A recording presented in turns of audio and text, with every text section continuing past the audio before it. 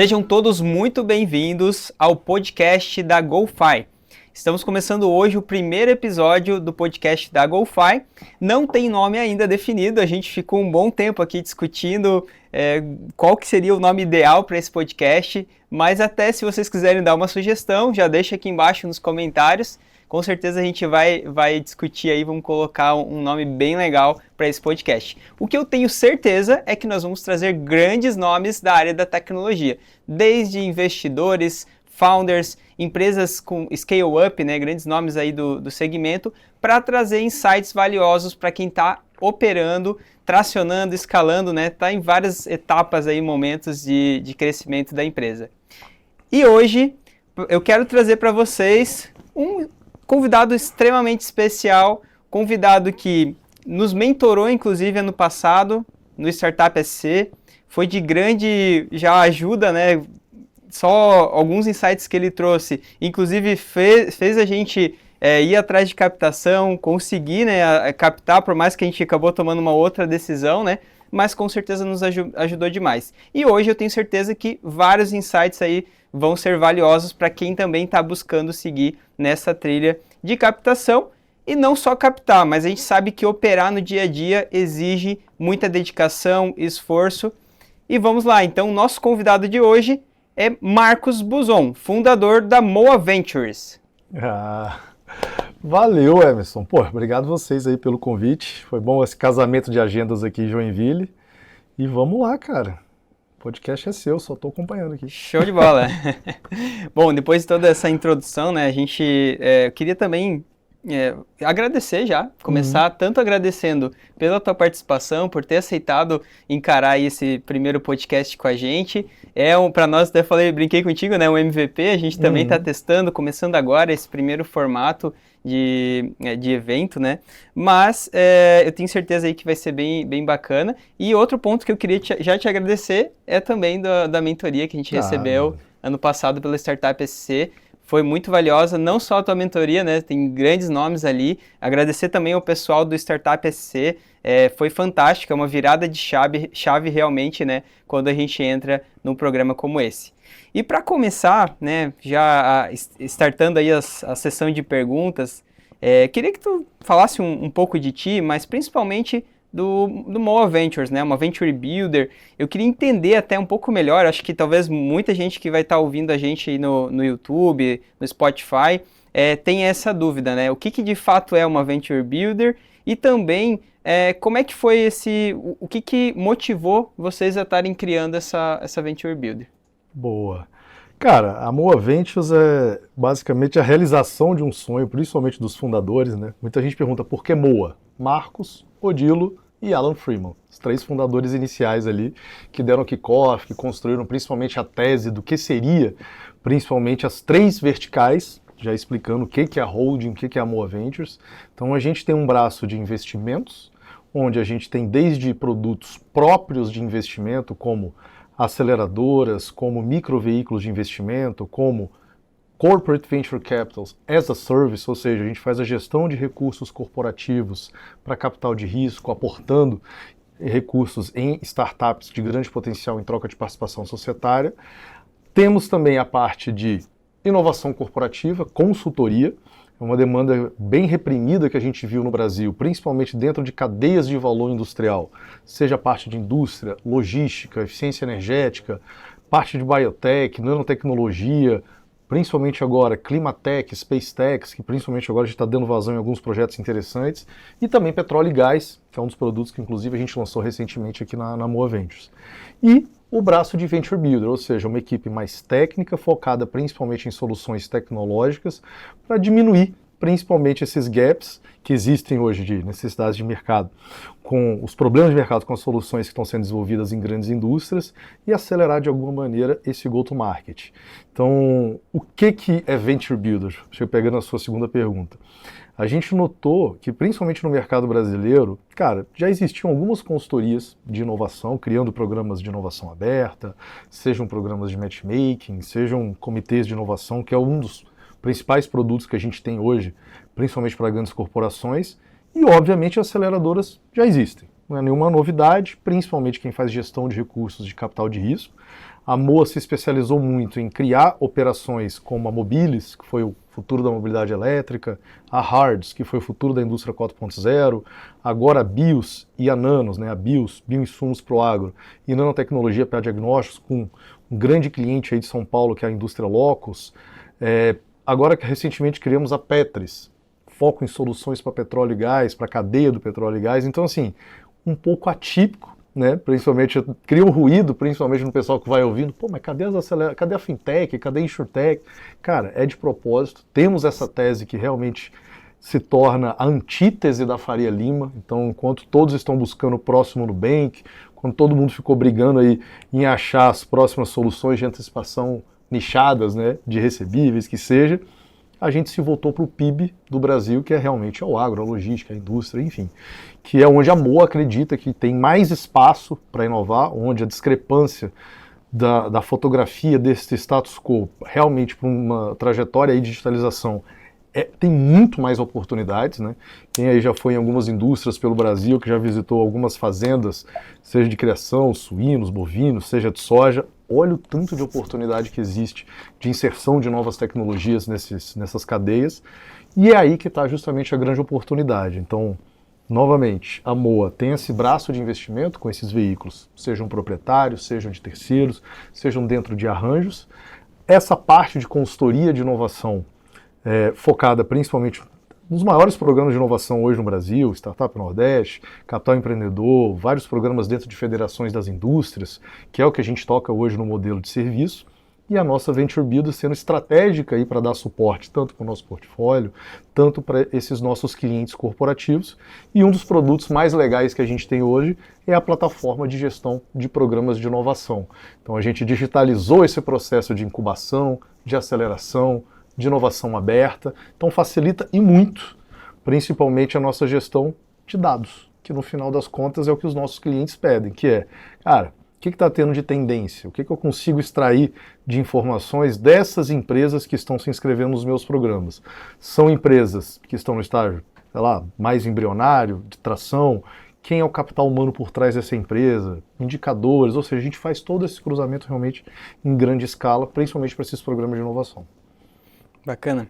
E como tu falou, realmente a primeira coisa que eu já percebi, inclusive quando tu apresentou a Moa ano passado, foi essa linha, essa tese que vocês seguem, né? Que é um pouco ao contrário do que a maioria das venture capitals, né, investem e tudo mais. Então isso eu achei bem bacana, bem diferente já do que eu tinha visto.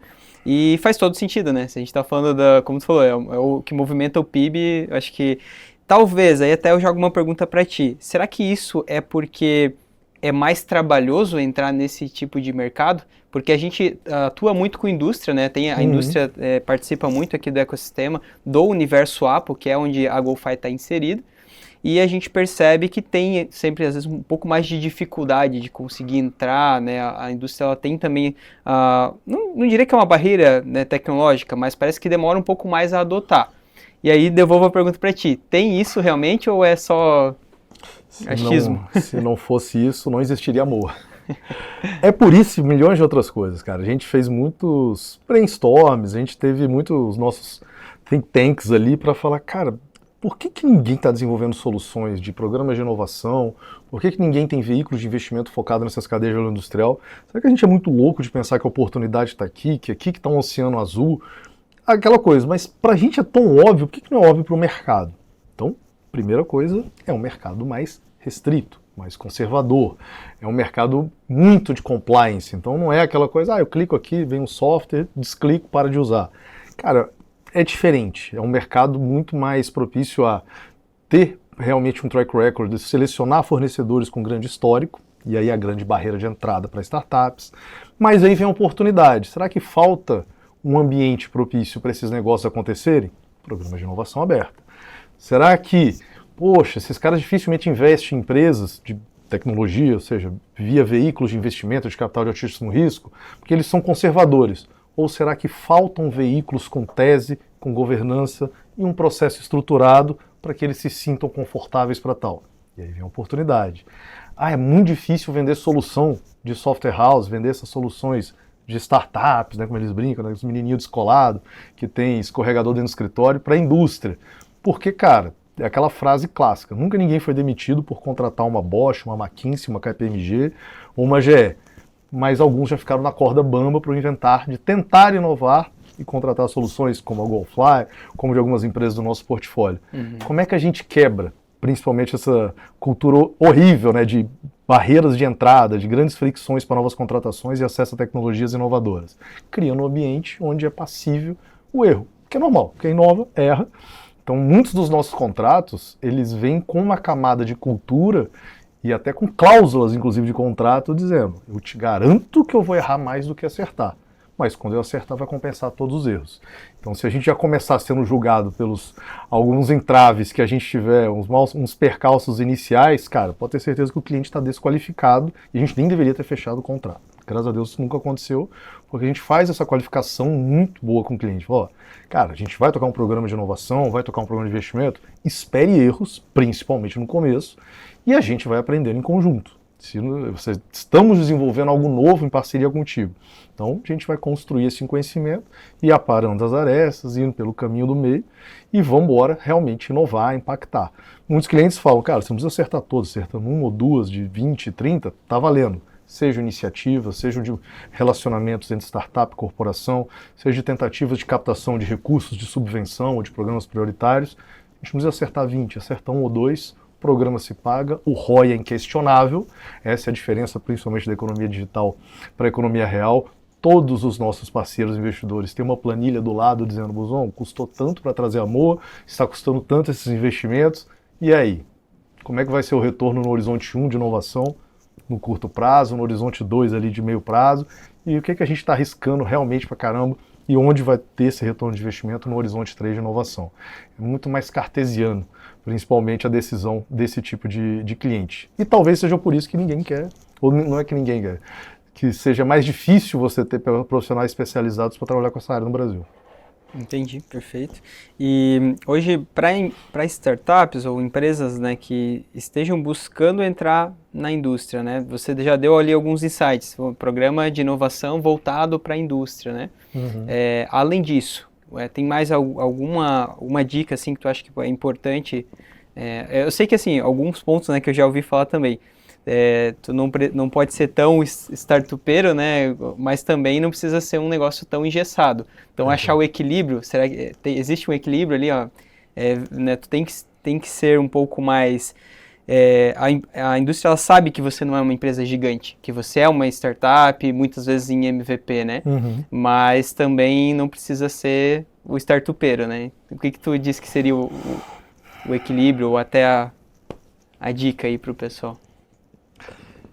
Cara, como é que eu posso te dizer? Era muito mais difícil 15 anos atrás. Hoje em dia está mais fácil. Hoje em dia já tem empresas, grandes indústrias, corporações que já olham para o lado e falam, poxa, meu concorrente já contratou muita empresa de tecnologia e se beneficiou disso em termos de competitividade. Já temos hoje muitos benchmarks de grandes multinacionais no Brasil desenvolvendo programas de inovação aberta com cases de sucesso, seja de aquisição, seja de modelos de cross-selling, upselling, seja de revenue sharing, seja de oportunidades de M&A, enfim. Então, assim, hoje a gente já tem história para contar. Então, esse senso de competitividade do tipo, pô, meu concorrente tem, cara, eu quero ter acesso a essas informações, essas oportunidades também. Posso usá-las, posso não usá-las, depende de como vai ser a minha estratégia aqui dentro. Cara, tudo se resume a custo de aquisição alto. Fechar contrato com uma grande indústria, a gente está na meca das indústrias aqui de Santa Catarina, né? A gente está em Joinville, então, pô, desde Tupi, Whirlpool, agora Nidec, antes Embraco, cara, tá aqui, né? Se a gente pegar um raio de 200 quilômetros, já pega Jaraguá, já pega Araquari ali, já com a BMW, entre outras, né? Então já está no VEG, Malve, entre outras. É difícil fechar contrato com esse pessoal. Por quê? Porque é uma empresa consolidada, nível de compliance, tem a questão de homologação e certificação de fornecedores, mas nenhuma delas negaria um produto inovador. Eu acredito que não, pelo menos 2025. Existem barreiras, existem ritos, existe uma governança por trás. O que eu sempre falo para os empreendedores, cara, se você quiser ser startupeiro, se não quiser ser, se quiser chegar de blazer ou de bermuda, cara, é teu jeito, respeito sempre, não tenho nenhum preconceito com relação a isso, eu tendo a sempre focar nas entregas e na performance na melhoria de performance, na redução de custos que essas empresas trazem para as grandes corporações, mas o que eu sempre digo é, cara, sempre pensa assim, como é que eu diminuo meu custo de aquisição? Eu tenho um tomador de decisão no meu WhatsApp? Beleza. Tem na tua rede? Ótimo. Não tem? Cara, se a empresa tem um programa de inovação, essa empresa está associada a um hub, seja de vocês aqui da Societe, seja ali do Ágora, opa, então é por ali que eu entro. Ou seja, sempre imagine qual caminho qual corta-caminho que eu consigo achar. Putz, eles têm um programa de inovação, são associados ou são mantenedores de algum ecossistema de inovação, de algum hub, de algum centro de inovação. Putz, eles têm algum projeto com algum instituto de ciência e pesquisa. Pô, vocês têm um Senai aqui, laser, cara. O Gonzaga faz um excelente trabalho. Vira um hub de contato, principalmente de grandes indústrias. E aí, será que é por ali que eu vou conseguir o contato? Enfim, então não tem caminho certo. Existe hoje, principalmente, processos facilitadores e que catalisam essa diminuição, principalmente de tempo e de recurso. O empreendedor no early stage, cara, quanto mais demorar para vender, pior. E ninguém gosta de ser enrolado meses para uma grande empresa, mas o que eu sempre tento passar para os empreendedores é, esse é o rito tradicional. Qual o jogo que a gente vai jogar para não ter um custo de aquisição alto e transpor esse vale da morte aí, que é um pouco mais ingrato, com soluções para a indústria. O cara da indústria não vai ficar clicando no teu site e comprar o teu produto. Não funciona muito bem assim. Tem que ter um pouco mais de... Gasta um pouco mais de sola de sapato. Mas é um mercado diferente e, cara, coisas que a gente ouviu, principalmente do segmento automotivo. Cara, entregue solução para um. Você ganha a cadeia, porque você ganha confiança, você ganha principalmente o respaldo do segmento, porque é difícil de entrar, mas quando você entra, não é um clique que vai desativar o teu software de um dia para o outro. É o diferente. Boa. Boas dicas, né? Valiosas dicas e acrescentando também o que tu falou do ecossistema, né? De relacionamento, trazer o que eu posso me aproximar, né? Então, para diminuir o meu CAC, porque como tu falou, a gente mesmo, né, na GoFi já passou por vários processos longos, muitas vezes de apresentar e seguir, né, e não conseguir fechar, ou até mesmo fechar, mas levar mais de um ano, né? Então, uma dica também que eu dou para quem é daqui de Joinville e região é o próprio Universo Apo, né? A gente tem aqui várias imersões, quase todas as empresas que tu citou, grandes indústrias aqui da região, já estiveram aqui, ou até, né, através sendo um mentor, a gente tem o Vigas hoje, que é o CEO da Condor, né, como mentor, mas também participando, né, então várias equipes participam das imersões aqui dentro. Mais uma dica, né, de se aproximar às vezes da indústria e conseguir uma abertura de porta mais fácil, né, se conectando e gerando um network. E pensando daí também, uma coisa que tu tinha me falado antes ali, que eu achei interessante, é a plataforma que tu falou de dados, né, onde vocês têm ali, trazem isso para a indústria ou para o investidor, que seja ali de uma forma mais tangível, né, para ele acompanhar como é que está indo. Pergunto, em cima disso, vocês já aplicaram IA, ou até mesmo sem IA, vocês conseguem ter já uma análise assim, o que está dando mais certo? Até para a gente saber assim, ó, das startups com essas características estão dando mais certo. Cara, a gente participou de um painel muito legal ali na The Develops Conference ali de Florianópolis, só para falar disso. Cara, vou tentar trazer os outputs desse painel, que foi um dos melhores que eu participei da vida. Cara, todo mundo hoje só está falando em AI, porque já foi um dia blockchain, já foi um dia cripto, já foi um dia tudo. Agora chegamos na época da AI, já passou um pouco, mas enfim. Mas foi engraçado que nas outras buzzwords, né, as outras tecnologias emergentes, parece que a gente aprendeu rápido. Mas com AI não. O pessoal está demorando para entender um pouco que AI é ferramenta, não é o final. Isso é bem estranho. Então muita empresa está se apresentando para a gente, eu sou uma startup de AI. Eu falei, beleza, você está fazendo uma nova OpenAI? É isso? Tá, tudo bem, vamos. Ah não, estou aplicando AI. Eu falei, não, tu é meio, tu não é fim. E a gente brincou, ficou até motivo de risos ali do painel no dia. O pessoal, cara, o que tem de startup fazendo prompt e achando que tem modelo de negócio e CNPJ, não é brincadeira. Eu falei, cara, o pessoal não está entendendo. É puta ferramenta de redução de custo, diminuição de processos repetitivos e operacionais, condensar. Cara, questão de relatório, e-mail, pelo amor de Deus, facilitou muito. Mas como é que você insere isso dentro do teu produto, dentro da tua plataforma? Como é que te traz uma competitividade? Como é que você vai, uma LLM, tá, me explica como isso vai ser entregue para o teu cliente, como ele vai pagar por isso, o que você vai trazer realmente de mais receita para tal.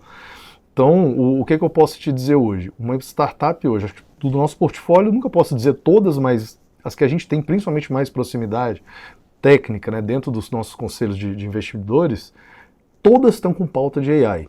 Algumas ainda descobrindo como vão inserir, outras já aplicando, entendendo a precificação, poucas, imagino, já estão começando a trazer receita com relação a isso, algumas que já se adaptaram desde o início, mas, cara, hoje você tem que estar na tua pauta. Se vai ser o core business, se vai apresentar realmente, dizendo, cara, a base do meu produto é uma base de inteligência artificial, de recomendação, que seja generativa, enfim, é uma coisa. Se vai ser um módulo, se vai ser um upselling, é isso que o pessoal não está entendendo muito bem. Eles estão achando que AI é a empresa. Eu falei, não, cara, é a ferramenta. Assim como tivemos outras ferramentas nas últimas décadas aí que foram disponibilizadas para o pessoal. Então, cara, é basicamente isso. E óbvio, tem que estar na pauta hoje de todas as empresas. Quando a gente fez os investimentos na parte da cadeia da eletrificação, a gente, cara, se tem, não quero saber, mas vai ter, tá no roadmap, pelo menos uma análise em qual área da tua empresa você vai sair da BI, sair da Big Data e realmente entrar realmente nesse mundo de que seja AI generativa, enfim. E aí a gente começou a entender um pouco que é tendência, não é tendência, veio para ficar e ponto final e acabou. É muito trabalho repetitivo e operacional que está sendo reduzido, cara. Isso é inacreditável. E óbvio, facilita o go-to-market. No final das contas, cara, a questão das revisões, de linhas de código, etc., cara, está acelerando muito o desenvolvimento. Ou você sabe trabalhar ou você está fora, ponto. Basicamente é isso. Boa. Aqui na GoFi a gente também vem aplicando, mas é nessa linha. Onde que a gente pode aplicar que gere valor? E a gente entende que não é... A gente não desenvolveu uma IA, a gente desenvolveu uma funcionalidade que utiliza IA para entregar mais valor para o nosso cliente. Um exemplo que a gente liberou recentemente é a construção de processos com IA. Então, antes a gente levava pelo menos 1 hora ali com o cliente, montando o processo dele, configurando, e em 5 minutos está pronto. E normalmente muito mais assertivo do que a gente levava ali para criar manualmente, né? É até engraçado, porque às vezes eu faço, né, muita reunião comercial, muita apresentação da plataforma, e é engraçado porque eu uso a IA já ali, mostro, né, para a pessoa criando, e normalmente a pessoa olha assim, olha só, cara, ela trouxe até uma etapa aqui, um negócio que eu não faço hoje, e já trouxe uma forma de melhorar o processo do cliente. Então a gente está seguindo nessa linha, né? A gente está aplicando muito ainda na borda, de certa forma, né, complementando, e cada vez mais a gente vê como trazer isso no centro. Então, como eu aplico, não é uma AI first, né, uma empresa que está nascendo com o produto que é a base do produto é IA, mas a gente vem cada vez mais inserindo, mas não é só inserir por inserir, para dizer que tem IA na funcionalidade. É realmente, primeiro, isso vai realmente gerar um valor? Vai entregar mais valor para o nosso cliente, né? É o que a gente vem trabalhando. E aproveitando que tu falou ali sobre aplicando IA em revisão de código, quais os cenários que vocês mesmo como Venture Builder ou como as empresas que vocês investem, quais são os principais cenários que tu vê que todo mundo está aplicando na operação? Não digo nem no produto deles, mas no dia a dia, né? Tu falou ali revisão de código, acho que é um exemplo. O que tu percebe, assim? Como a gente investiu em muitas soluções de cadeias de valor industrial, né? Bem soluções para a economia real, seja apenas software, seja software mais hardware, cara, cenários futuros. É o que o pessoal está mais fazendo. A indústria, que seja digital twin, que seja para uma análise preventiva, que seja preventiva. Cara, isso aí tá voando, porque são coisas que no passado você tinha que ter algoritmos específicos, e quem disse que era estável, funcionava às vezes, etc. Então hoje posso te dizer que já virou um padrão da indústria. Ou você tem isso, ou você não tem. Você tem análise aplicada, ou você não tem. Cara, para automação de processos, você estaria chovendo molhado, né? Bem óbvio. Mas o que a gente está vendo principalmente para a indústria é isso. É a questão de digital twins, é a questão de diagnóstico em tempo real, é a questão de análise preventiva, é ter informações em tempo real de boas práticas para algum sensor específico. Bom, o cara que tem clientes num segmento automotivo, seja petróleo e gás, seja parte de logística, o cara já tem a base de dados, ele vende essas boas práticas dos clientes deles justamente para dizer, eu não estou vendendo quem, mas eu tenho ciclos de aprendizado aqui dos meus clientes que eu te ofereço dentro desses insights aqui dentro do meu dashboard. Tá voando isso aí agora. Questão de logística, nem precisa dizer, né? Roteirização, etc. O pessoal está voando aí também nesse aspecto. Ficou mais fácil. O que antes era um grande diferencial com algoritmos específicos, hoje já está um pouco mais comoditizado. Eu sempre lembro o pessoal, cara, lembra que na época do blockchain todo mundo queria colocar blockchain em qualquer coisa, faz uma pequena cadeia, uma pequena sequência de processos, não, deixa eu ter uma rastreabilidade total. Eu falei, cara, quem está pagando por isso? Quem vai pagar por isso no final? Então sempre pensa isso. Então, às vezes vai ser, cara, só uma APIzinha do ChatGPT e deixa ali rodando, porque, cara, aquela mensalidade ali cumpre com o seu papel. Cara, é algo que realmente o teu cliente vai pagar, está disposto, aí tudo bem. Aí você vende aí como um módulo a mais, um upselling, que seja. O pessoal tá meio complicando ali a questão dos modelos de negócio. Todo mundo tá achando que é um ChatGPT maníaco. Tá divertido. É legal ver sempre. Boa discussão também, até para a gente ajudar. Acho que tem muita gente ainda nessa dificuldade de entender aonde realmente se aplica, e acho que vem muita gente querendo aproveitar o hype, o buzz ali, e começa a inventar muita coisa, inventar moda e método e não sei o que, e aí a gente acaba, acho que isso gera muita confusão também no dia a dia. A última imersão que inclusive a gente fez aqui no ecossistema, que foi sobre a automatização de processos e usando inteligência artificial, a gente bateu muito mais no processo, no mapeamento, ter um processo estruturado, gerar uma fonte de dados, do que propriamente desenvolver IAs, né, ou prompts. E a gente colocou isso como um complemento. Mas é aquele negócio, todo mundo vem achando que vai criar a sua própria IA ou fazer um negócio muito mirabolante, e no final é o simples que resolve. É o simples, né? Acho que é normal, né? A gente acaba complicando muito no dia a dia e depois volta o processo é muito assim. Eu vejo gente como o GoFi, né? No nosso dia a dia ali, às vezes a gente vem, mas deixa eu adicionar mais uma etapa, mais uma validação, mais um campo, quando vê tu tá com um processo gigante. Aí tu vê que tu fez merda, né? Volta. Ficou mais complexo do que antes. Ficou mais complexo, não gerou valor e deu mais trabalho, né? Então volta e reduz. Então, acho que essa é uma pincelada que eu queria também trazer.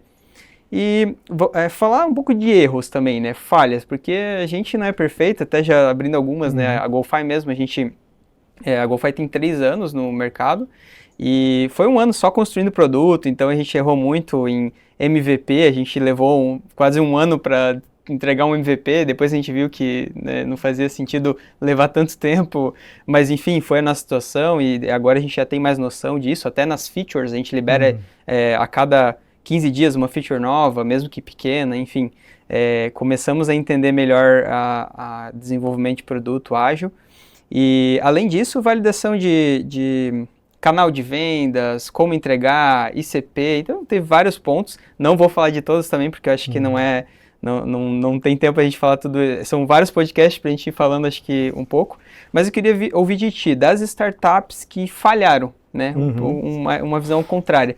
O que tu viu que mais deu errado, ou quais os principais erros, né, que as startups cometeram, das que tu conhece? Não quer dizer que seja só do portfólio de vocês, tá? Não, pode ser do portfólio. Portfólio é o... você comentou do Startup SC, cara, o Alexandre Souza, quando ele sempre chama a gente para validar as datas, para saber se a gente tem disponibilidade no ano anterior, sempre falo, cara, você não tem noção quanto de benefício você me entrega para participar desse Startup SC, que vocês não sabem, mas, cara, cada um de vocês é um MBA. O que a gente aprende ali, beleza, a gente está contribuindo, trazendo técnicas, ferramentas e boas práticas, mas o que vocês trazem de desafios, de dores, a gente fala, cara, isso aqui, cada empresa é um MBA. E a mesma coisa no nosso portfólio da Moa. O que eu brinco, se no Startup SC, que a gente tem um contato mais breve, né, questão de 1 dia, 2 no máximo, a gente já ganha um MBA, cara, no portfólio é um doutorado. Certeza, um PhD por startup. Cara, o que você aprende ali não é possível, você não encontra nos livros. É muita prática, é muita experiência legal. E, cara, eu vou trazer o óbvio, mas alguns detalhes, né? Então, a gente mudou muito a nossa metodologia de aceleração, de venture build nos últimos anos, entendendo principalmente essas nuances de mercado. No final das contas, a gente ainda manteve os 3 pilares, a gente só mudou alguns poucos dos processos. Mas, cara, o primeiro erro de toda startup, se não fizer dinheiro, tem que captar. Ponto. O pessoal acha que não, vou viver de filantropia, dá para viver alguns meses aí com recurso. Cara, pessoas precisam pagar as contas no final do dia, tem boletos. Então, assim, quando a gente investe numa empresa, a gente não tem um cheque muito grande, é um cheque simbólico de primeiro ticket, a gente já sabe, cara, qual é a tua estrutura de captação?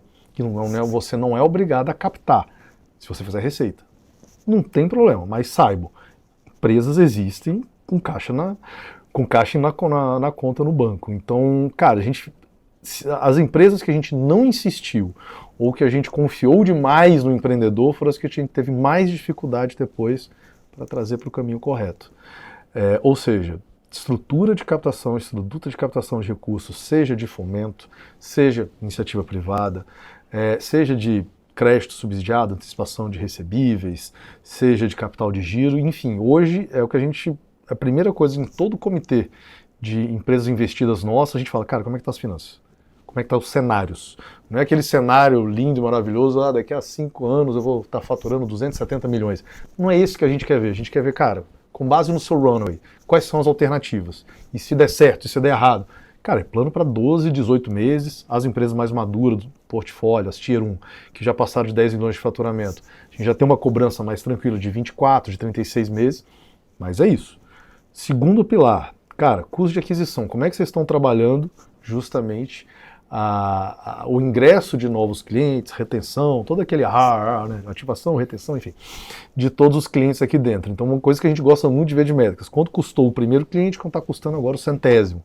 E para a gente entender, vocês estão criando um novo jogo, vocês mudaram as regras do jogo atual, criaram um novo jogo para falar, cara, não só vivo mais de ads, tem a questão do offline, tem a questão do online. Cara, como é que você está trabalhando isso aí? E a questão da governança. Uma coisa que todos os sócios primam muito. Esse aspecto a gente tende à excelência, a gente tem excelentes parceiros que ajudam a implementar boas práticas de governança corporativa nas nossas empresas. A gente tem o pessoal ali da GoNew, capitaneado ali pelo Anderson Godes, cara, que ajudam muito as nossas empresas.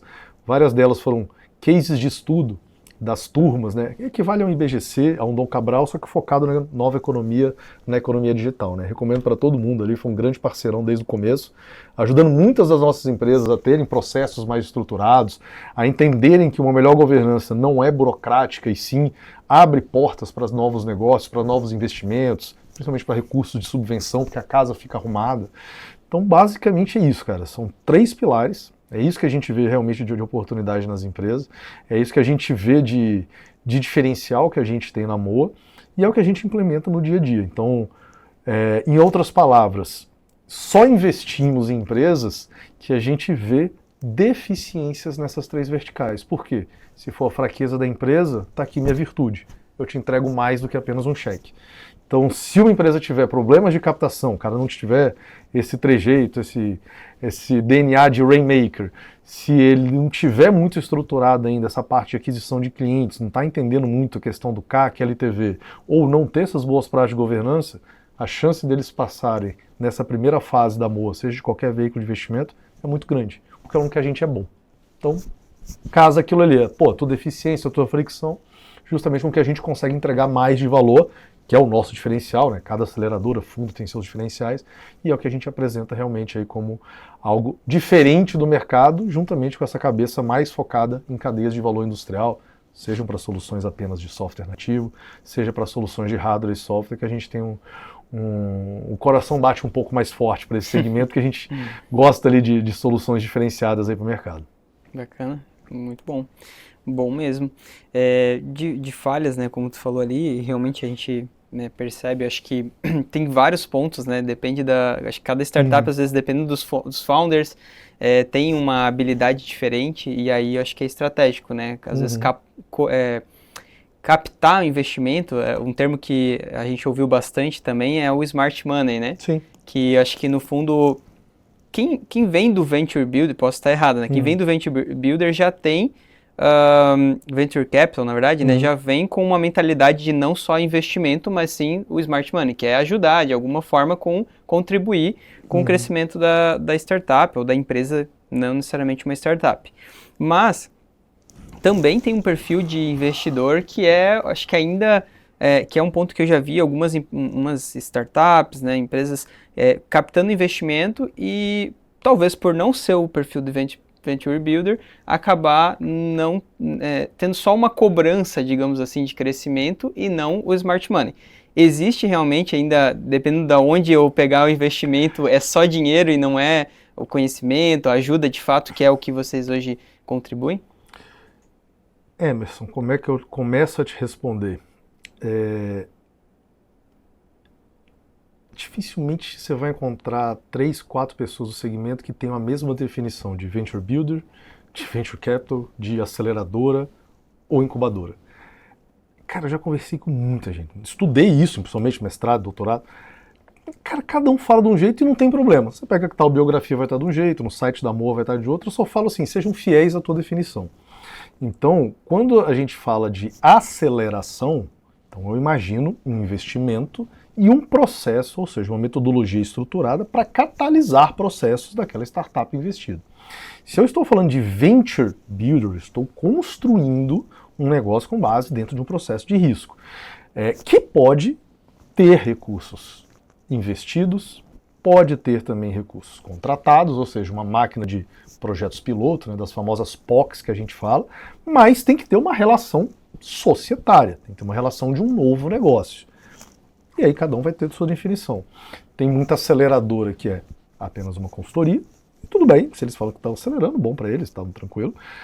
Tem muita incubadora que investe, tem incubadora que cobra, enfim, tem incubadora social, tem de tudo, entendeu? Tem muito venture capital que só coloca o dinheiro e ponto final e beleza. Esse é o acordo? Essa é a tua definição? Cara, então aloca o recurso e vai embora, você entra na reunião de conselho e tchau. Pô, tem venture capital que vende uma camada de relacionamento, de serviço? Vende. Alguns cobram a parte, outros está embutido na relação societária. É o que eu sempre falo, só deixe isso claro. E aí a expectativa está alinhada. Cara, definição X, Y, Z, tem problema, faça a sua. Eu tenho a minha definição de venture builder, é embasado um pouco na bibliografia, na doutrina, mas enfim, os autores podem estar errados também. Mas é algo que eu faço valer e realmente aplico na nossa operação. Então, basicamente é isso. Então, o que eu quero te dizer? Cara, eu não tenho nenhum problema com investidor que não é smart money. Se ele deixar claro no começo e falar, cara, tô colocando e tchau. É isso aí, beleza. O problema é quando eu vejo, e pô, já vimos dezenas de casos no Brasil, graças a Deus está diminuindo drasticamente nos últimos, pode dizer até ano, eu nunca nem ouvi falar mais de casos assim. Mas de investidores que vendem a questão do smart money, vou estar sentado ao seu lado na aquisição de novos clientes, vou te ajudar em canais, te ajudo numa próxima rodada. Contrato assinado, amigão. O cara já tá ali em Ibiza, já tá ali no Caribe. Pô, e aí, cara? E todo aquele smart money? Eu sempre falo, cara, isso foi muito bem alinhado? Tá em contrato? Não tá? Então ficou de favor. E aí, tem uma camada de consultoria? Por isso que, poxa, nos investimentos que a gente faz, isso depende da operação, claro, a gente tem um plano de 180 dias que está colocado em contrato de investimento. Fala, cara, eu invisto e você tem um pool de serviços de entregas da Moa nos próximos 180 dias, que é isso que eu vou te entregar, você cobra de mim e beleza. E eu vendo isso para os investidores, falo, ó, minha taxa é assim, porque essa taxa não é só para cumprir o dia a dia ali do jurídico, do contábil, do BPO, do controller, não, cara, a gente está entregando um valor a mais para ter esse posicionamento diferente de mercado. A gente apresenta isso para as empresas, para as startups. Se as startups estão vindo e os investidores investindo, uma pequena validação a gente tem. Não tem completa, né? Que teria que dar retorno para todo mundo ainda. Então a gente está ali no meio termo ainda. E é só isso que eu falo, cara. Então assim, ninguém precisa ser smart money. Mas se for, quais são suas entregas? Qual é a sua dedicação real? O que eu posso contar contigo? E beleza, coloca isso, que seja num papel, que seja num acordo, num pré-acordo, seja num term sheet, enfim, se você confiar muito, deixa no fio do bigode, mas temos os riscos inerentes ao processo. É só alinhamento, entendeu? E só reforçando, nada contra os investidores que apenas alocam recurso e falam, cara, você já sabe teu plano. Eu até falo, cara, você sabe teu plano, confia nos empreendedores, cara, faz só a gestão ali para prestar conta para os seus investidores do fundo e tá tudo certo também, não tem nenhum problema. Bom, então nessa parte de governança, esse é um assunto que a gente fala muito aqui no ecossistema, principalmente porque a gente traz indústria, né? Uhum. Só que é outro nível de governança, né? A gente sabe que é uma estrutura muito maior. Para startup, o que é o mínimo necessário para a gente ter uma boa governança? Cara, a gente tem um checklist, basicamente, do que a gente busca, e não digo também que a gente, em uma semana, a gente executa isso em todas as nossas startups, a gente presta essa consultoria, inclusive, para grandes indústrias, É muito legal também você pegar uma empresa de dono, que está na primeira geração familiar, assumindo a gestão. Cara, quer criar um comitê de inovação, você quer criar um veículo de investimento de pequeno porte, micro CVC, seja uma estrutura de sociedade, conta participação, seja alguma estrutura jurídica, quem que é o tomador de decisão? Qual que é o processo que funciona aqui? Falando de uma startup, né, fazendo bem mais direta a tua pergunta, cara, como todos os contratos, seja PJ, CLT, societário, Convesting, Sem-Vesting, Ghost Shares, Advisor Shares, todos eles estão certinho? Tem alguma coisa que está fora? Coisas básicas, até técnicas. Cara, quem tem o login da empresa, quem está no login tem um login de algum produto ou serviço no e-mail pessoal? Coisas básicas, cara. Então a gente fala que assim, governança vai desde do controle dos ativos da empresa. Cara, a gente cansou de pegar a empresa, quando ia ver a marca da empresa estava na pessoa física do dono. Tá errado? Não, cara. O cara fez no começo do dia ali, talvez não tivesse nem CNPJ. Mas agora que você tem investidores, agora que você realmente tem pessoas que vocês têm que prestar contas, em quanto tempo você vai resolver isso? É simples, é um processo que você manda ali para o INPI e você faz a troca de titularidade. E não tem nenhum problema, isso que a gente sempre fala, o nosso processo de diligência para investimento ou dentro de consultoria para esclarecer esse gap do ideal para o status quo, cara, se eu encontrar uma empresa perfeita, até tem alguma coisa errada, não encontra. Mas é aquela coisa, é a ciência que algo tem que ser feito e a gente tem que organizar a casa. A gente faz isso muito, cara. Pô, tomada de decisão, principalmente para novos negócios, tomada de decisão em financeiro, comitê de investimento, comitê financeiro, novos negócios. Putz, isso aqui realmente é o conselho estratégico. Então, cara, conselho administrativo da startup. Pô, Buzu, mas eu sou pequeno. Cara, não é legal você ter uma hora com pessoas que têm muito mais experiência que você nesse segmento? Cara, monta um conselho. Pô, mas não tenho como pagar. Você é bom? Teu produto é bom? Cara, convence um cara notório saber de algum segmento específico, faz um contrato de 0,1% a cada 2 meses, com o comprometimento dele de X horas por reunião, mais um trabalho de 2, 3 horas pós-reunião para ele fazer um follow, te ajudar com alguma coisa. Se você for bom mesmo, tua ideia for boa, você consegue convencer pessoas do segmento para se dedicarem algum tempo. Coloca essas reuniões sábado, domingo, fora do horário comercial e, cara, vai montando um conselho. Você vai investir numa empresa que só tem os fundadores e 3 caras, cara, do segmento, líderes, pô, notório saber na área, já 30 anos de experiência, que já venderam, compraram empresa, estão em multinacionais, enfim, essa é a diferença. Então, e esse trabalho de governança não é só teórico, ele não é uma demagogia dentro da MOA. A gente teve cases no começo da MOA de fundos de investimento, já com muito maior nível de compliance que a gente, com nível de diligência 10 vezes maior que o nosso, inclusive com recursos mistos, né, recursos de BNDES mais privado, que chegaram para a gente e falaram, Buzão, a gente vai investir na empresa de vocês, que seja da Operação Hards, que seja da Mobilis, entre outras, porque, cara, a empresa está certinha, bem organizada. Nem é a melhor que a gente estava analisando. Pô, mas as melhores, cara, estão tão bagunçadas que a gente está com vergonha até de levar para o comitê. Aí eu falei, caramba, a gente tá ganhando pela organização, cara. E as empresas, eu não brincando, os caras nem são tão bons assim, mas, pô, estão ganhando porque, óbvio, fundo de investimento também tem que bater meta, lá não pode ficar só sentado em cima do recurso e ganhando taxa de administração. Tem que dar vazão, tem que aplicar os recursos, estão ali para isso. Então, é o que eu falo, cara, governança, às vezes, pode ser um diferencial dentro de uma competição ali por algum recurso de algum fundo específico, porque, cara, por mais que o cara seja grande empreendedor, uma grande ideia, se a empresa está totalmente desorganizada, ninguém quer ter surpresa lá na frente. Estou nem entrando no aspecto trabalhista, no aspecto societário, no aspecto de, cara, onde é que estão os ativos da empresa? O cara olha, putz, o INPI está com um, o servidor está no outro, GitHub está com outro. Cara, só ajeita isso aqui, porque mostra profissionalismo. E não tem problema começar errado, e muitos começam errado. Beleza, tem que começar rápido mesmo e vamos embora.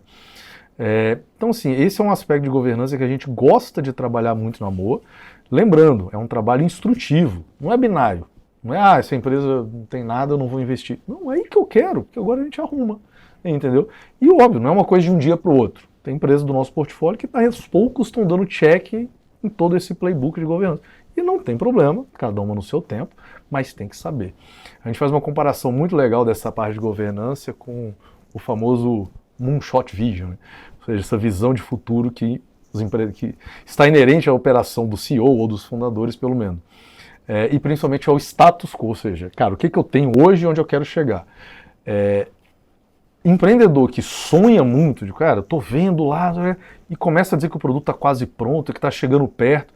Cara, você pode até falar isso para um parceiro comercial, para acelerar. É o fake it until you make it. Mas tem a ciência que é fake it. Que a gente começa a ver empreendedor que, cara, vive no mundo das nuvens e acha que o produto está quase pronto, acha que a empresa dele está pronta para virar um unicórnio. Isso aí beira o lunático.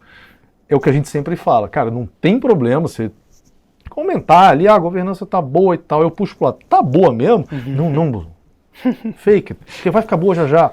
Não, então tudo bem, então você tem um período específico para consertar, provavelmente vai ser o período que para quem você está vendendo esse cenário perfeito é o tempo de você consertar as coisas, então você está ciente disso. Então tá bom, então você não é um lunático. Então você está vendendo expectativa futura como todo empreendedor vende, mas eu sempre falo, cuidado que o limiar de mentira, de omissão é muito parecido com esse aí. Então, cuidado só, que a gente sempre fala. Até lembrei de uma série que eu vi que é o Dropout, sabe, né? E essa série é bem o que tu falou, né? Não, tá pronto, já tem o produto aqui, e o negócio vai. E aí ela vai captando mais investidores, e é sonho em cima de sonho, né? E no final dá ruim, né? Obviamente, no final não deu certo, né? Mas eu acho que tem muito disso, né? Tem que ser tem que ser visão, porque eu acho que a visão vende, né? Você precisa ter a visão a longo prazo, e curto, médio e longo prazo, mas tem que ter um negócio para entregar e o mínimo organizado. Outro ponto que eu lembrei também já tive outras empresas também, mais na linha do varejo, então não venho da indústria, mas venho da base do varejo, desde mercado, loja de roupa, minha família sempre foi empreendedora, e eu lembro que numa das empresas, quando eu já estava ali começando a sair da adolescência, a primeira empresa que eu tive com o meu pai, a gente já começou com um processo porque eu já tinha visão mais sistemática, né? Um cara mais de, temos que usar um sistema, temos que sair do bloco de nó, do bloquinho ali, né? E a gente foi migrando.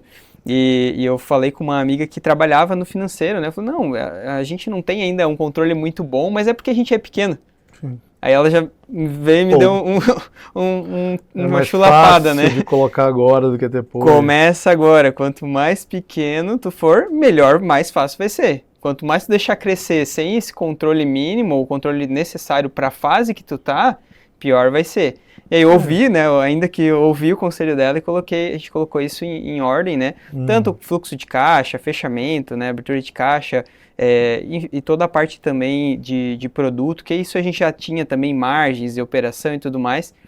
E aí depois, até acho que eu não sei se mas deve ser se tem outros cases, mas deve ser poucos cases, a gente fez um exit de oficina, né, de oficina mecânica, era na linha de motopeças. E foi muito fácil de vender, surgiram vários interessados em comprar quando a gente anunciou que ia vender, porque estava fácil de mostrar. Eu acho que nenhuma oficina, pelo menos aqui na região, não conheço nenhuma, uma loja e oficina que tinha os dados que a gente tinha. O cara chegava lá, sentava do lado, tá, quanto vocês têm de estoque? Clique, tá aqui, esse é o nosso estoque. Governança simples. Categorias, curva ABC, né, quais que a gente... Margem de lucro, um relatório, um clique eu tirava todas as perguntas que o comprador ali, o M&A, né, que estava acontecendo, e deu certo, foi vendido. Óbvio que nada se compara ao mundo da tecnologia, né, é algo muito mais... Mas conseguiu vender, né? Mas conseguimos vender, exatamente, e com três ou quatro interessados na época. Mas, enfim, são alguns insights aí que eu tive também com o que tu trouxe. Bom, pessoal, para a gente fechar, eu queria... Buzon, que tu deixasse algumas dicas mais no empreendedorismo mesmo, né? Tu como a gente já falou aí, baita empreendedor, já montou e investiu, né, em diversos negócios, investe.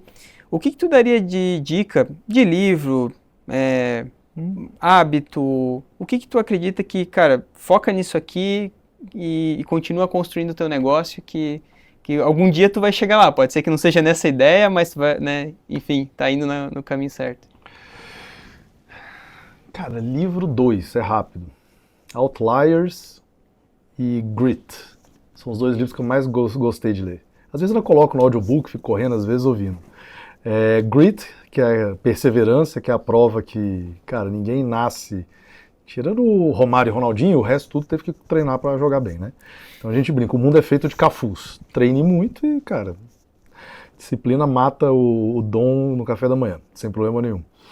E o Outliers, porque, cara, esse pensamento fora da caixa, não ser o tradicional, a Moa foi muito disso, investir em projetos inovadores. Cara, a gente cansou de ver projetos iguais e passar por rodadas de investimento falando, cara, mas é mais um, não tem nada de novo. E tudo bem, entendeu? Você pega peixe urbano, tudo bem, peixe urbano é um bom exemplo agora, mas você pega peixe urbano e o outro lá que eu esqueci o nome, cara, beleza, são modelos iguais, o mercado é grande, foca e vai, não tem nada de inovação. Agora é muito mais legal você construir o futuro, cara. É muito mais legal você pegar uma empresa inovadora e falar, pera aí, eu tenho um playbook aqui na Moa, que, cara, a gente já executou com algumas empresas, nossas e agora em investimento. Cara, dá para te tirar do Vale da Morte. Vem cá, deixa eu te ensinar a trabalhar principalmente com recursos de inovação no Brasil, programas prioritários, editais de fomento. Deixa eu diminuir esse custo, aumentando principalmente aí, essas balas no teu tambor, né, do revólver, para que você tenha várias oportunidades de teste, de mercado, de validações, não tenha só uma oportunidade. Uma outra coisa que a gente fala muito, cara, é tipo, cara, a gente tem que ter desenvolvimento proprietário no Brasil e tem uma caixa de ferramentas pronta para isso. É muitas vezes desconhecido por muitos empreendedores. Não existe só um mercado de venture capital, apesar de a gente ter esse braço na mão, a gente vende muito mais as alternativas que existem hoje no Brasil, e não são poucas. Então, a gente citou aqui dezenas, cara. Tem empresa nossa que passou de 10 milhões de faturamento, com, vamos dizer que 85% disso é recorrência, outro é só um sensorzinho que é colocado para fazer captação de dados, e só teve o nosso cheque lá atrás, 300, 500 mil, alguma coisa. Cara, como é que ela cresceu tudo isso? Estruturação financeira. Capital de giro, antecipação, crédito subsidiado, era uma empresa inovadora, tinha patentes, tinha um diferencial tecnológico, conseguia apresentar isso para bancas de avaliação e principalmente dentro dos ritos clássicos de mercado financeiro. Opa, não é impossível. É impossível tirar uma deep tech do PowerPoint. Cara, a gente tem exemplos hoje, 3 no portfólio, da gente investir em empresas como a CorSync, por exemplo, que é um diagnóstico rápido de infarto, que era uma tese de dissertação, de mestrado de um dos fundadores, e está em processo Anvisa hoje, captando recursos de editais de fomento, como PIP, Conecta, Finep, e trazendo investidores privados aí como Domo, Uninova, Unimed, Bolt Capital. Deep Tech, hardware, software, tratamento de dados, uma patente fenomenal. Quando saiu, a gente soltou uns fogos, não era patente, não quer dizer que é receita, quer dizer que tem uma certa proteção em relação ao mercado. E a gente fala, tá aqui o playbook, vamos fazer de novo? Vamos fazer várias vezes?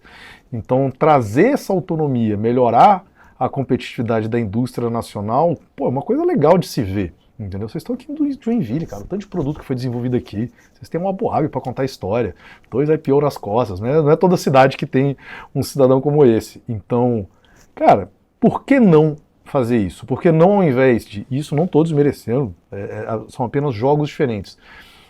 Ao invés de fazer um modelo de negócio, criar uma startup apenas para ganhar um spread em cima de uma operação, cara, o que você pode ter de impacto? Sabe aquela coisa, como é a vida antes e depois da tua empresa? É só uma redução de custo ou você está melhorando realmente uma operação, uma cadeia, a vida de uma pessoa X ou Y?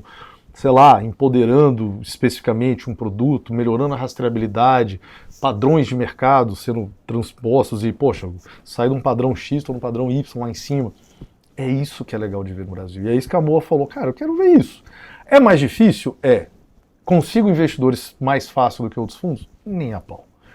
Mas é uma questão de proposta e missão. É isso que a gente quer. Eu gosto de falar que quando a gente pega o nosso portfólio comparado a outras empresas, eu falo, me divirto muito mais apresentando o meu, cara. Eu gosto. Meus sócios também, batemos ali em termos de cultura, missão e valores. Eu falei, cara, eu gosto de apresentar essas inovações. Aí o pessoal fala, mas isso aí tudo tá dando dinheiro? Eu falei, não, cara, tem um puta risco envolvido. Algumas a gente vai errar, outras a gente vai acertar. Espero que a gente acerte algumas muito bem, inclusive, para mostrar que esse modelo pode ser validado aqui no mercado brasileiro. E é falar, cara, não é só de fintech que existe um mundo. Entendeu? Vamos investir na economia real, vamos investir onde a gente tem diferencial, vamos investir onde dá retorno de investimento no curto, médio prazo e vamos realmente digitalizar e inovar em cadeias que a gente tem vocação aqui no Brasil. Pronto. Então esses são os insights que eu digo, ou seja, vocês aí que querem desenvolver soluções, criar uma startup, eu falo, cara, olha o tanto de programa de inovação que existe hoje para a indústria. Corre ali, dá uma olhada nos desafios, vocês têm um pouquinho, se vocês não são técnicos, que tem um amiguinho técnico ali que consegue programar, cara, tá ali a oportunidade de um primeiro contrato. Um primeiro vira um segundo, vira um terceiro, você tem uma empresa, você nem precisa ter uma ideia. 15 anos atrás vocês precisavam ter ideias. Hoje você tem grandes cadeias de valor, grandes setores da economia, grandes multinacionais, deixando aos quatro ventos lá os desafios que eles têm, os problemas que eles têm, falando, se alguém resolver a gente contrata. Alguns programas até subsidiando, olha, não dá para eu pagar a solução, mas eu subsidio aqui com 10, 20, 30, 40 mil. Pô, pegar 2 meninos ali, 3, cara, dá uma virada de 1, 2 meses, como a gente falou, né? Faz o MVP, entrega, pronto, você tem um produto para uma cadeia, porque se esse cliente quer, provavelmente a cadeia dele inteira vai querer essa mesma solução, que é um pouco do que a gente faz no segmento de eficiência energética, petróleo e gás, indústria 4.0. Foi um pouco do DNA da Moa, diminuir principalmente o risco, e no final das contas, quando você pega o vale da morte de uma solução digital fintech e uma solução para a cadeia de valor industrial, a gente está tentando parear, digamos assim, diminuir os riscos ao ponto dos investidores verem, pô, peraí, não está tão mais discrepante como uma solução digital. Tem recurso de fomento, tem um acesso a clientes diferente, pois a empresa está organizadinha em termos de governança, está pareando risco aqui com o mercado digital. Vamos investir aqui? Cara, aqui é protecionismo brasileiro, aqui é desenvolvimento proprietário, é aqui que fica a propriedade intelectual, é aqui que ficam os impostos, é aqui que fica o intelecto. Então é um pouco da nossa missão aí como Moa Ventures perante ao mercado. Show, muito bom. Acho que realmente são dicas importantes. Consistência, né? Tu começou ali a frase falando e eu acredito muito nisso também. Acho que é muito fácil a gente acabar se desviando no meio do caminho, surgindo uma outra boa ideia e eu acho que consistência e se manter focado naquilo que você se propõe, acredita, eu acho que é o que traz aí o resultado. Complementando, né? Quando a gente resolveu criar a GoFi e desenvolver uma plataforma de workflow, existem outras no mercado, a gente busca se diferenciar, mas com certeza é algo que eu estou onde eu quero estar, aonde eu quero desenvolver. Então, trazendo o meu conhecimento na área de processos e sistemas, né, e também como desenvolvedor, hoje não estou mais programando diretamente, mas eu estou onde eu quero estar. E aí as dificuldades, os desafios que, independente de ter um bom produto ou serviço, pode melhorar, mas sempre vão ter todas as etapas, né, de validação, MVP e tudo mais, mas isso se torna muito mais fácil. Então, quando tu fala do hardware, né, provavelmente tem alguém como você, né, que trabalhou com isso, gosta disso, entende disso, então para que eu vou ir para fintech se eu entendo disso, né? Eu entendo do hardware, eu entendo do que eu tô falando. Então, acho que é buscar aonde você já tem uma expertise, já entende daquilo, ou até mesmo, né, trazendo sócios aí que complementem. A gente busca seguir nessa mesma linha. Quero deixar aberto também para ti, se quiser fazer um convite, onde o pessoal te encontra, onde tu está mais ativo. Também, se quiser, né, não sei se vocês têm algum programa hoje em aberto para quem seja da indústria ou do hardware, né, e queira também se inscrever aí num programa de vocês. Quais são os meios? Cara, estamos em julho de 2025, temos hoje a Petris, que é um programa aí de inovação do segmento petróleo e gás. Dê uma olhada lá no nosso site, uma parceria muito legal que a gente está com o ecossistema ali do Rio Grande do Norte, em parceria com o Sistema S. Temos hoje a Bios e a Nanos, ou seja, investimentos em bioinsumos para o agro e nanotecnologia, principalmente para diagnósticos animal, vegetal, humano, que seja, juntamente com um grande parceiro ali, que é a Locus, que está investindo nesse programa aí para criar esse futuro, principalmente dessa cadeia de bioinsumos e nanotecnologia no Brasil. Outros programas que a gente dá um suporte muito legal ali, tem algumas chamadas que a gente coloca, principalmente ali nas nossas redes sociais, @MoaVentures, tem tanto LinkedIn, tanto Instagram. E, poxa, a gente tem várias unidades aí pelo Brasil, Curitiba, Brasília, Manaus, aqui em Joinville, no Agro. Para quem quiser visitar a nossa sede queridinha ali no Sapiens Park, cara, é convidado para um café sempre. A gente fica ali no Instituto da Indústria, um prédio que a gente compartilha ali com 2 ICTs, que é o pessoal de Instituto Senai de Inovação ali, tem o pessoal da Fundação CERT, tem a Produza no nosso subsolo, que é uma fábrica ali para desenvolvimento e fabricação de placas eletrônicas. Então, É um ambiente bem divertido, não é à toa que a gente recebe o apelido de Mini Shenzhen. E, poxa, deixar portas abertas aí, tanto para vocês da GoFly, tanto para o ecossistema e a rede de vocês aí de parceiros, clientes.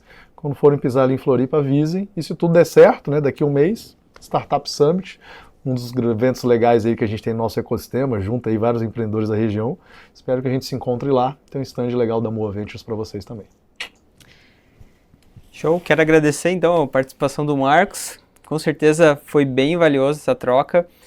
Com certeza a gente vai poder ajudar outros empreendedores que estão nesse momento aí, tanto de MVP ou até mesmo início de tração, que é uma fase bem complicada, muitas vezes também, né, um vale da morte. Eu acho que a gente consegue aí trazer insights que podem contribuir muito para quem está passando por alguma dificuldade na operação ou até mesmo buscando captar com esses insights valiosos. Pessoal, muito obrigado e até o próximo podcast da GoFi.